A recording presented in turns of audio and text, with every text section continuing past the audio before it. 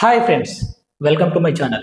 నేను మీ దత్ సార్. ఈరోజు మన వీడియోలో ఈ రోజు వరకు జరిగినటువంటి ఈ ప్రమోషన్ల ప్రక్రియలో భాగంగా ఎన్ని ఖాళీలు ఏర్పడ్డాయి, ఎన్ని ప్రమోషన్లు ఇచ్చారు, మరి వచ్చే డిఎస్సిలో ఎన్ని పోస్టులు ఉండే అవకాశం ఉంది, ఈ అంశం గురించి మనం మాట్లాడుకునే ప్రయత్నం చేద్దాం. ముందుగా మీరు ఫస్ట్ టైం మన ఛానల్ని విజిట్ చేస్తే మన ఛానల్లో ఉన్న కంటెంట్ గమనించి మీకు నచ్చితే సబ్స్క్రైబ్ చేసుకోండి. అలాగే డిఎస్సి కోసం ప్రిపేర్ అయ్యే వాళ్ళకి ఆన్లైన్ టెస్టులు కూడా మన ఛానల్లో స్టార్ట్ అయ్యాయి. కామెంట్ బాక్స్లో మరియు డిస్క్రిప్షన్లో నా ఫోన్ నెంబర్ ఇస్తాను, వాట్సాప్ గ్రూప్ లింక్ ఇస్తాను, అందులో జాయిన్ అవ్వండి. పూర్తి వివరాలు మా వాళ్ళు మీకు అందిస్తారు. ఇక టాపిక్లోకి వస్తే ఈ రోజు వరకు మొత్తం మీద మరి ప్రమోషన్ల ప్రక్రియ అయితే పూర్తయిపోయింది. మరి 4,454 ప్రమోషన్ ఇచ్చారు మొత్తానికి ఈ 2025 ఆగస్టు 26 అంటే ఈ రోజు నాటికి మరి 4,454 ప్రమోషన్ అయితే ఇవ్వడం జరిగింది. అందులో 880 పోస్టులు స్కూల్ అసిస్టెంట్ అభ్యర్థులకు జిహెచ్ఎంగా ప్రమోషన్లు ఇచ్చారు. అంటే ఎంతమంది? 880 మంది స్కూల్ అసిస్టెంట్లకు పీజీహెచ్ఎంగా అంటే గెజిటెడ్ హెడ్ మాస్టర్లుగా వాళ్ళకి ప్రమోషన్ ఇవ్వడం జరిగింది.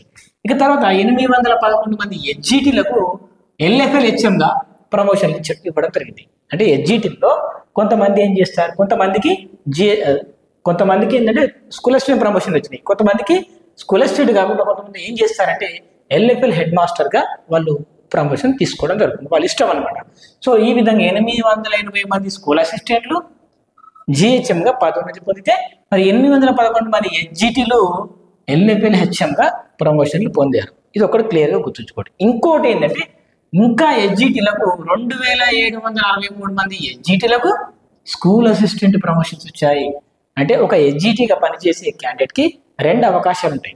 ఒకటి హెచ్జిటీ నుంచి స్కూల్ అసిస్టెంట్గా ప్రమోషన్ పొందొచ్చు, లేదంటే ఎల్ఎఫ్ఎల్ హెడ్ మాస్టర్గా కూడా ప్రమోషన్ పొందొచ్చు. ఈ రెండిట్లో ఏదో ఒకటి వాళ్ళ ఇష్టానురీతిగా వాళ్ళు తీసుకోవడం జరుగుతుంది. ఇట్లా మొత్తం మీద ఈ యొక్క హెచ్జిటీలే అటు ఎల్ఎఫ్ఎల్ హెచ్ఎంగా వెళ్ళారు, ఇటు స్కూల్ అసిస్టెంట్ ప్రమోషన్గా కూడా వెళ్ళడం జరిగింది. సో ఈ విధంగా ఒక హెచ్జిటీ ఖాళీలు ఎన్ని ఏర్పడ్డాయి తెలుసా? ఇక్కడ 811 ఖాళీలు ఏర్పడితే ఇక్కడ 2,763 ఖాళీలు ఏర్పడ్డాయి. ఈ విధంగా మొత్తం మీద 3,574 ఒక్క హెచ్జిటీ ఖాళీలే ఏర్పడ్డాయి. మరి గతంలో ఉన్నటువంటి పాత ఖాళీలు కొత్త ఖాళీలు తీసుకుంటే అవి ఒక 4,000 వరకు తీసుకున్నా, సో సుమారు మీకు 3,500 అనుకున్నా, యావరేజ్గా తీసుకున్న 7,500 పైచలకు హెచ్జిటీ ఖాళీలే ఉంటాయి మన తెలంగాణ రాష్ట్రంలో. సో ఇక్కడ కేవలం స్కూల్ అసిస్టెంట్లకు ఎంతమందికి ఇచ్చారు? స్కూల్ అసిస్టెంట్లకు 880 మంది స్కూల్ అసిస్టెంట్లకు జిహెచ్ఎంగా ప్రమోషన్స్ ఇచ్చారు, అంతే. ఇంకా మిగిలిన వాటికి హెచ్జిటీలకు స్కూల్ అసిస్టెంట్ ప్రమోషన్ ఇచ్చారు.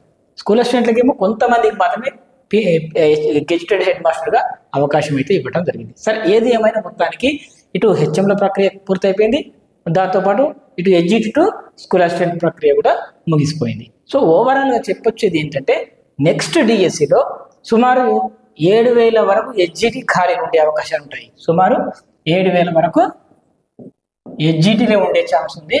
నెక్స్ట్ ఇక స్కూల్ అసిస్టెంట్ విషయానికి వస్తే ఇక్కడ కొన్ని వెళ్ళిపోయినాయి, ఇంకా క్లియర్ వేకెన్సీస్, కొంతమంది రిటైర్ అవుతారు. సో అవి ఓవరాల్గా తీసుకున్న ఒక 2,500 వరకు ఉండొచ్చు, 2,500 నుంచి 3,000 వరకు. సో యావరేజ్గా 2,500 వరకు చూసుకున్నా, ఎంత కాదనుకున్నా మొత్తం మీద 10,000 పోస్టులతో డిఎస్సి వేయాలి. ఎంత తక్కువ అనుకుంటే కూడా ఇది తక్కువ. అంటే ఒరిజినల్ లెక్కలు వేరే ఉంటాయి. సుమారు 15,000-20,000 ఖాళీలు ఉన్నప్పటికీ ప్రభుత్వాలు కొన్ని మాత్రమే భర్తీ చేయడం జరుగుతుంది.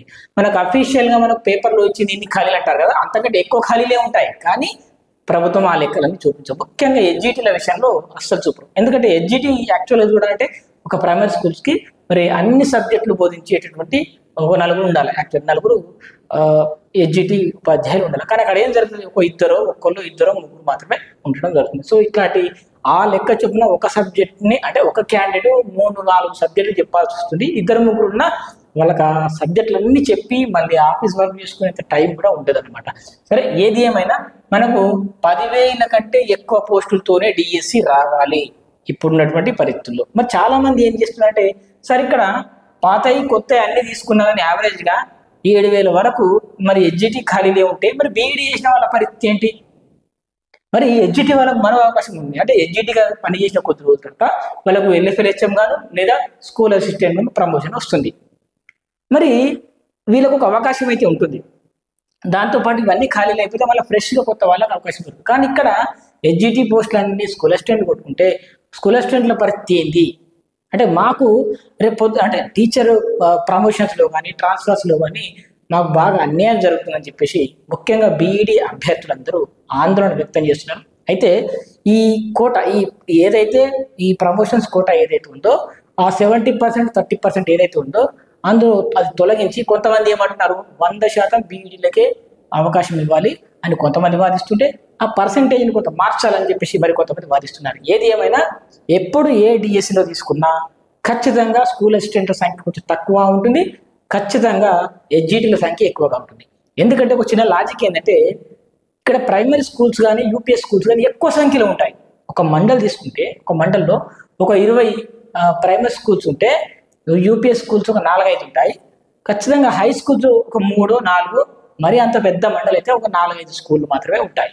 హై స్కూళ్ళు అంటే ఒక మండలికి 4-5 మాత్రమే హై స్కూల్ ఉంటాయి, 4-5 మాత్రమే ఒక సబ్జెక్ట్ పోస్టులు ఉంటాయి. కానీ హెచ్జిటీల విషయానికి వస్తే అట్లా కాదు. అంటే చిన్న తాండా ఉన్నా కూడా ఒక స్కూల్ ఉంటుంది, చిన్న గల్లీ ఉన్న స్కూల్ ఉంటుంది. ఒక్కొక్కసారి పెద్ద ఊరు ఉంటే అక్కడ హై స్కూల్తో పాటు 2 ప్రైమరీలు కూడా ఉండే అవకాశాలు ఉన్నాయి. ఇప్పుడు నేను పనిచేస్తున్నటువంటి స్కూల్లో ఒక హై స్కూల్ ఉంది, నేను హై స్కూల్లో పనిచేస్తున్నా. మా పక్కనే ప్రైమరీ స్కూల్ ఉంది.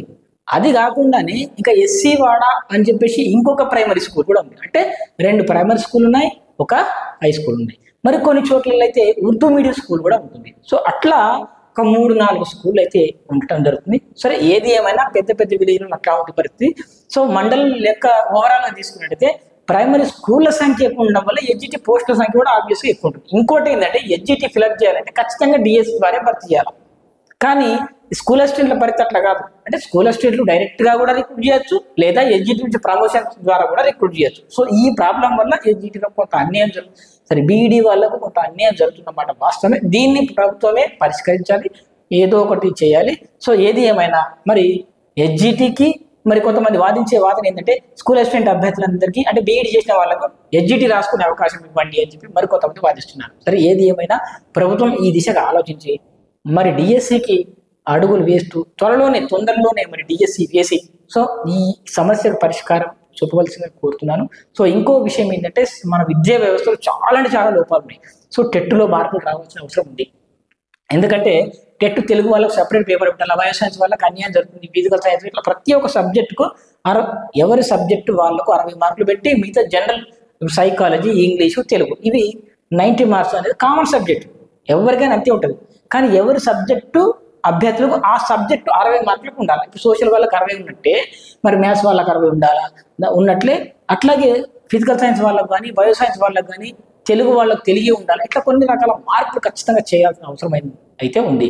సో ఇట్లా టెట్లో మార్పులు రావాలి, డిఎస్సి ప్యాటర్న్లో కూడా మార్పులు రావాలి. సో ఆ మార్పులు అయితే ఎట్లా ఉండాలంటే ఇప్పుడున్నటువంటి ప్యాటర్న్ బాగుంది, కాకపోతే దాంట్లో మార్కుల సంఖ్య ఎక్కువ తక్కువ అనేది కొంచెం చూసి మరి సిలబస్లో కొన్ని మార్పులు చేర్పులు చేసి అంటే పరిస్థితులకు అనుగుణంగా మరి సిలబస్ అయితే మరి ప్రవేశపెట్టాల్సిన అవసరం అయితే ఉన్నది. సో ఏది ఏమైనా త్వరలోనే డిఎస్సి నోటిఫికేషన్ వస్తుంది. ఇప్పుడున్న పరిస్థితుల్లో మరి ఎంతోమంది అభ్యర్థులు మరి నిరుద్యోగులంతా మరి ఆందోళన వ్యక్తం చేస్తున్నారు. ఈ విషయం ప్రభుత్వానికి కూడా తెలుసు.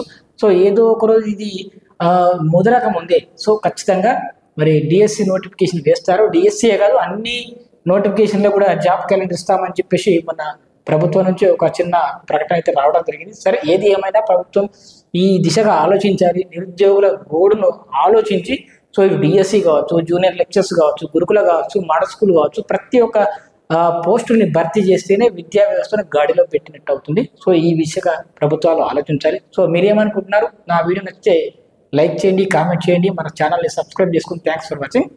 బాయ్.